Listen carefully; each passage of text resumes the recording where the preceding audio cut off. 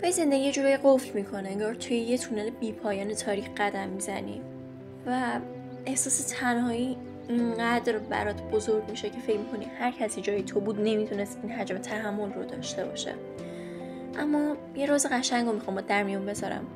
این طول یه روز تمام میشه، مثل قولی که حکیم نظامی بهمون توی کتاب خمسه داده.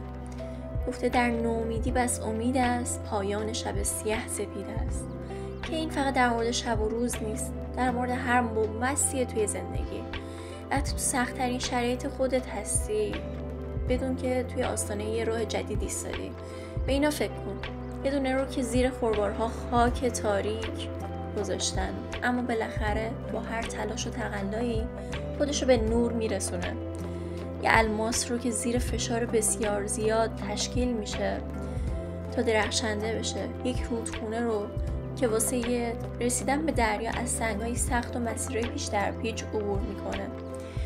و فرق تو با اونا چیه؟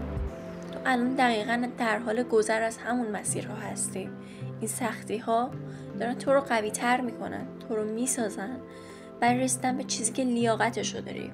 پس نترس، این فصل سخت میگذره. تو قراره از این تجربه درخشانتر و قدرتمندتر بیرون بیای و من بهت ایمان دارم. حالا نوبت توئه که به خودت ایمان داشته باشی.